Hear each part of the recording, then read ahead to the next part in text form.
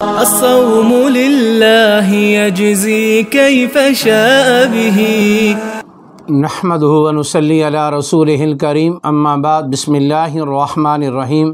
معزز خواتین و حضرات، السلام علیکم ورحمۃ اللہ وبرکاتہ۔ میں آپ کی خدمت میں حاضر ہوں پروگرام سنہری باتوں کے ساتھ، اور آج کی مجلس میں آپ کے سامنے انسان اپنی زندگی میں وہ کلمات کے جو ادا کر دے زبان سے تو اس کے بعد اس کے ایمان کو خطرہ لاحق ہو جائے یا ایمان سے آدمی فارغ ہو جائے، وہ کون کون سے ہیں وہ ہمیں معلوم ہونے ضروری ہیں تاکہ ہم اپنی زندگی میں ان کلمات سے بچ سکیں، کیونکہ کلمات کفر کے بعد انسان دائرہ اسلام سے خارج ہو جاتا ہے اور کفر میں داخل ہو جاتا ہے، بہت سارے اس کی وجہ سے مسائل پیدا ہو جاتے ہیں۔ تو لہٰذا ہمیں یہ معلوم ہونا چاہیے کہ الفاظ کفر کیا ہیں، ان کا حکم کیا ہے۔ تو گزارش ہے کہ جس طرح اللہ رب العزت کی ذات کے لیے کسی جگہ کا تعین کرنا یہ کفر ہے، اللہ جگہ کے محتاج نہیں ہیں، اللہ کے لیے جگہ کا تعین کرنا اس لیے کفر ہے کہ جب جگہ کا تعین ہو جائے گا تو اللہ کے لیے جسم کا ماننا لازم آئے گا، کیونکہ جگہ کے لیے جسم کا ہونا ضروری ہے۔ تو اللہ رب العزت کی ذات جسم سے پاک ہے۔ اللہ جسم سے کیوں پاک ہیں؟ اللہ جل جلالہ جسم سے اس لیے پاک ہیں کہ جسم والی چیز محتاج ہے، اور اللہ تعالیٰ نے اپنی ذات کے بارے میں فرمایا اللہ الصمد، اللہ بے نیاز ہے، اللہ کائنات میں کسی کا محتاج نہیں ہے۔ کائنات میں جتنی بھی چیزوں کا جسم ہے، جسم اجزاء کا محتاج ہے، ایک نظام کا محتاج ہے۔ تو اس لیے اللہ پاک جسم سے پاک ہیں کیونکہ اللہ محتاجی سے پاک ہیں۔ لہٰذا یہ عقیدہ رکھنا کہ اللہ تعالیٰ کے بارے میں کہ اللہ تعالیٰ کے لیے جگہ کا تعین کرنا کہ اللہ فلاں جگہ رہتے ہیں، یہ عقیدہ کفر ہے۔ اللہ جگہ سے پاک ہیں، مکان سے پاک ہیں، جسم سے پاک ہیں۔ اس لیے تو اللہ تعالیٰ نے قرآن مجید میں اعلان فرمایا وَهُوَ مَعَكُمْ أَيْنَمَا كُنْتُمْ، اس کی جگہ کوئی بھی متعین نہیں ہے، وہ ہر جگہ موجود ہے۔ هُوَ مَعَكُمْ أَيْنَمَا كُنْتُمْ، تم جہاں بھی ہو اللہ وہاں موجود ہے۔ اس لیے اللہ کے بارے میں جگہ کا عقیدہ رکھنا یہ عقائد کفریہ میں سے ایک عقیدہ ہے۔ اللہ تعالی ہماری اس عقیدے سے حفاظت فرمائے۔ اسی طریقے سے اللہ تعالیٰ کے لیے اعضاء کا ماننا، اللہ کے لیے ہاتھوں کا ماننا، اللہ کے لیے پاؤں کا ماننا، اللہ کے لیے چہرے کا ماننا۔ قرآن مجید میں جو الفاظ اللہ تعالیٰ کی ذات کے حوالے سے آتے ہیں وہ الفاظ متشابہات ہیں، کیونکہ قرآنی آیات کی دو قسمیں محکم اور متشابہ۔ محکم وہ آیت ہوتی ہے جس کے الفاظ بھی متعین ہوں، جس کا معنی بھی متعین ہو، اور متشابہ وہ ہوتی ہے کہ جس کے الفاظ تو متعین ہو معنی متعین نہ ہو۔ اللہ تعالیٰ اعضاء سے پاک ہیں۔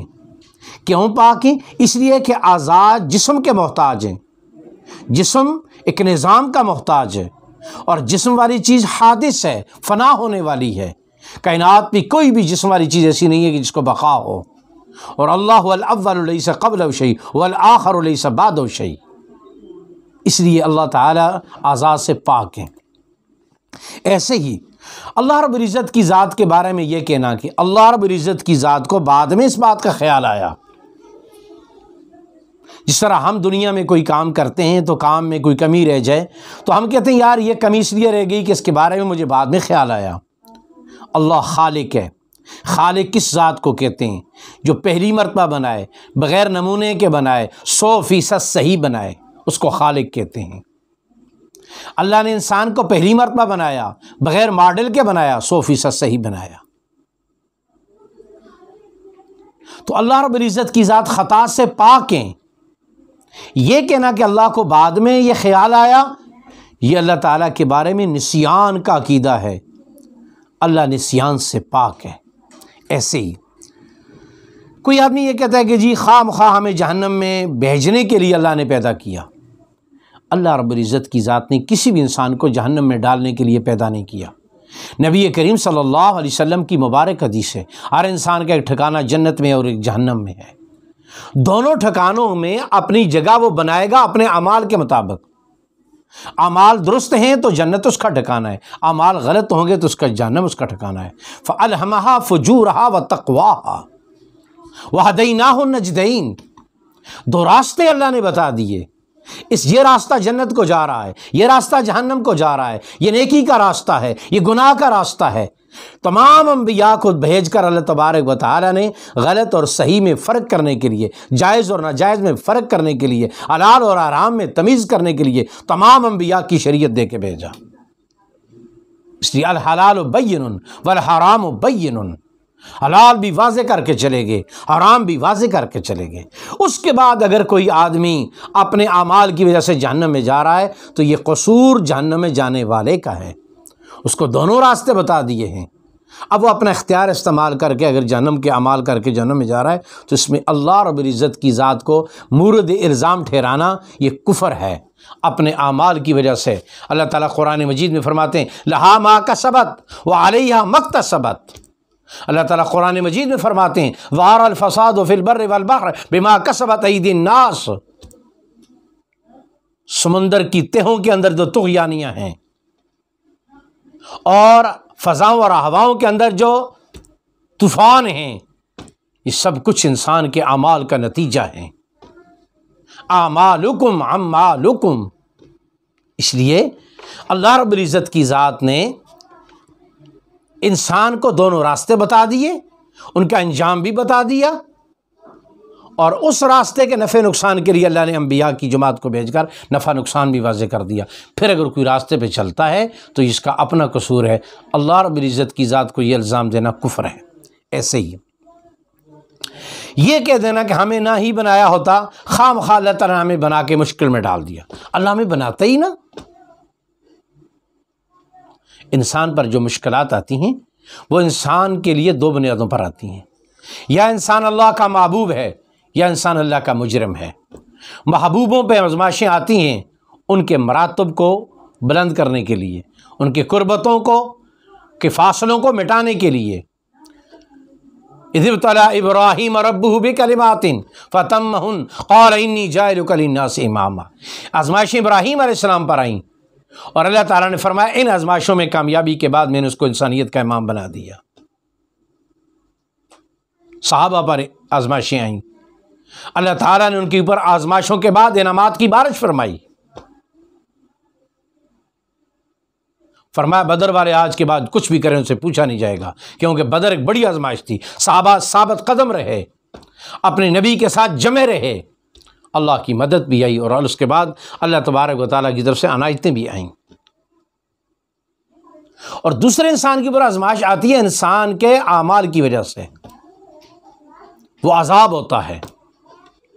آزمائش اور عذاب میں فرق کیا ہے؟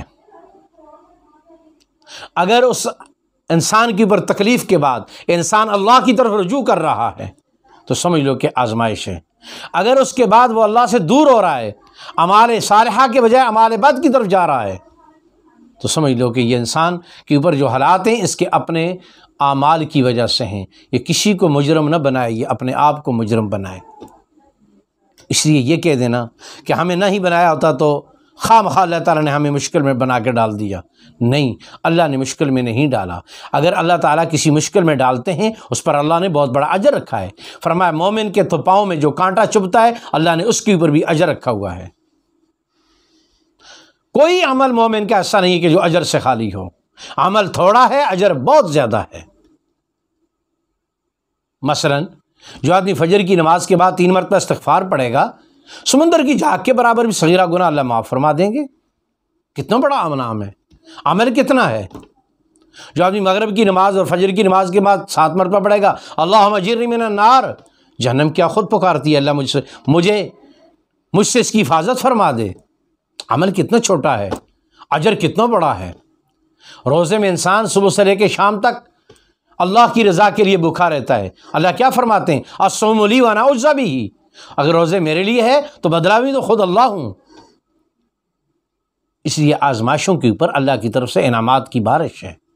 ہاں گناہوں پر نافرمانیوں پر جو وبا آتے ہیں، اس میں پھر اللہ کو نہ مورد الزام ٹھہرایا جائے۔